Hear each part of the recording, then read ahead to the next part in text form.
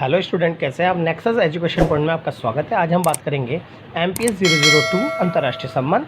MPS first year के notes हैं। IGNOU university. Topic है अंतर्राष्ट्रीय राजनीति में नव यथार्थवादी उपागम। इससे पहले हमने यथार्थवादी उपागम पढ़ा, तो यथार्थवाद का दूसरा रूप नव यथार्थवाद है। यथार्थवादी उपागम जो था प्राचीन और नव यथार्थवादी आधुनिक विचारक है। तो नव यथार्थवाद का सोच क्या है, ये भी यथार्थवाद का ही रूप माना जाता है। आरंभ से ही अंतर्राष्ट्रीय संबंध एक नीति प्रमुख विषय रहा है। इसकी कोई सर्वमान्य विज्ञान प्रणाली नहीं है, परंतु ये विदेश नीति विश्लेषण करने और उसका निर्माण करने में सहायता करता है। जैसा कि मैंने आपको इसके पैसेज में पहले बताया, इसमें अंतर्राष्ट्रीय संबंधों पर चिंतन कैसे किया जाए और इस बात पर विभिन्न दृष्टिकोण को जन्म दिया। नव यथार्थवादी सिद्धांत केनेथ वोल्टस द्वारा प्रतिपादित है, यानी यथार्थवाद मार्गेंथाउ, जबकि नव यथार्थवादी उपागम केनेथ वोल्टस द्वारा प्रतिपादित है। वोल्टस ने इस सिद्धांत की व्याख्या सन 1989 में प्रकाशित पुस्तक थ्योरी को इंटरनेशनल पॉलिटिक्स में की। नव यथार्थवाद को संरचनात्मक के यथार्थवाद के नाम से भी जाना जाता है, यानी नव यथार्थवाद संरचनात्मक यथार्थवाद भी मानता है। अब नव यथार्थवादी उपागम क्या कहते हैं। जैसे यथार्थवादी उपागम का मानना था कि शक्ति के लिए संघर्ष और सभी देशों में होड़ लगी रहती है, तो उसका वो समर्थन करते थे। अब नव यथार्थवादी क्या मानते हैं, इसको मानते करते हैं। समकालीन यथार्थवाद को नव यथार्थवाद या संरचनात्मक यथार्थवाद भी कहा जाता है। नव यथार्थवाद का उदय 1989 के केनेथ वोल्टस के नेतृत्व में हुआ। नव यथार्थवादी नव साम्राज्यवादी शक्ति की प्राथमिकता को स्वीकार करते हैं। इनका मानना है कि अगर एक देश अगर दूसरे देश पर अपना प्रभुत्व जमा रहा है, तो उस शक्ति को इन्होंने बिल्कुल स्वीकार किया और साथ ही साथ इसके महत्व को भी स्वीकार करते हैं। नव यथार्थवादी अंतर्राष्ट्रीय घटनाओं का वर्णन अंतर्राष्ट्रीय स्तर पर करते हैं, ना कि व्यक्तिगत राज्यों के उद्देश्य के आधार पर। तो इसलिए बोला है कि प्रत्येक देश को अपना जो उद्देश्य को पूरा करना है वो अंतर्राष्ट्रीय स्तर पर देखना चाहिए, ना कि छोटे छोटे राज्य के हितों को ध्यान में रखकर। यानी इनका इंपॉर्टेंस ये है कि राज्य स्तर पर या राष्ट्रीय स्तर पर देश का उद्देश्य निर्धारित नहीं होगा, देश का उद्देश्य अंतर्राष्ट्रीय स्तर पर निर्धारित होगा। प्रारंभिक यथार्थवाद मानव स्वभाव को युद्ध का कारण मानते हैं। इन्होंने बोला था कि युद्ध जो होता है मानव स्वभाव के कारण होता है। अगर मेरा स्वभाव है कि मैं एक देश से घृणा कर रहा हूँ, मुझे ये देश पसंद नहीं है, तो डेफिनेटली उससे हमारी क्या होगी, युद्ध होगा।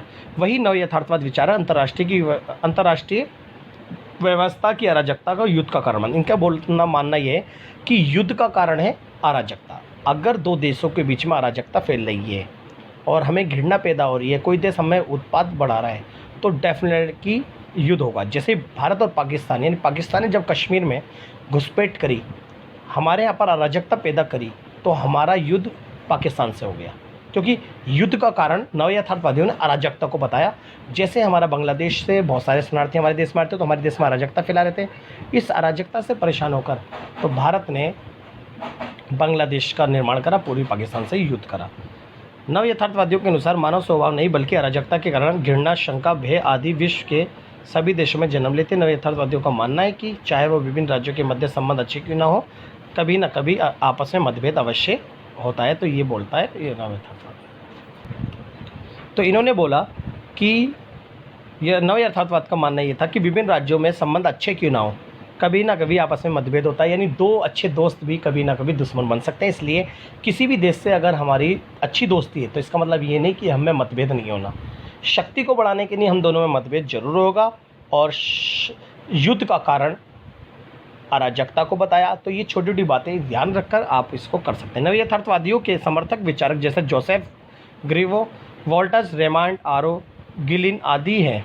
इन्होंने प्रारंभिक यथार्थवाद के विचारों के संबंध स्थापित करके आधुनिक नव यथार्थवाद की रूपरेखा प्रस्तुत की।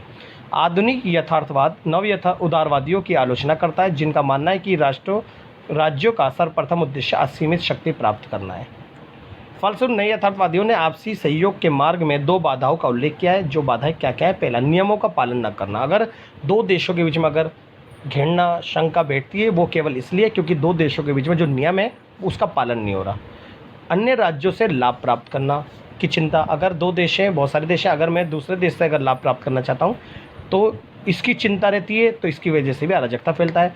नव यथार्थवाद का तीसरा पक्ष सुरक्षा अध्ययन है, यानी नव यथार्थवाद को दो भागों में विभाजित किया गया, यानी तीसरे पक्ष को की सुरक्षा बढ़ाना। एक है आक्रामक नव यथार्थवाद, एक है रक्षात्मक। आक्रामक नव यथार्थवाद ये कहते हैं कि हमेशा राजनीति में युद्ध होना अनिवार्य है और हमेशा युद्ध करते रहना चाहिए, जैसे युद्ध से हमारी शक्ति बढ़ती है।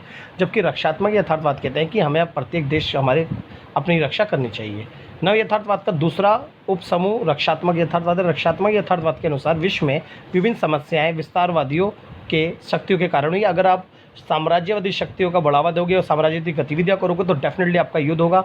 अगर हम साम्राज्यवादी गतिविधियाँ को छोड़कर अगर हम शांतिपूर्ण तरीके से अपनी शक्ति बढ़ाएंगे तो इससे समाज में अराजकता नहीं बढ़ेगी बल्कि उससे रक्षा भी होगी। तो ये हमारा जो क्वेश्चन था हमारा नव यथार्थवाद का था, नवे यथार्थवादी उपागम। तो इस क्वेश्चन को अच्छे से कर लीजिएगा, ये यथार्थवाद का दूसरा रूप है। अगर आपको हमारी वीडियो अच्छी लगी तो हमारे चैनल को सब्सक्राइब करें, लाइक कमेंट शेयर करना ना भूलें।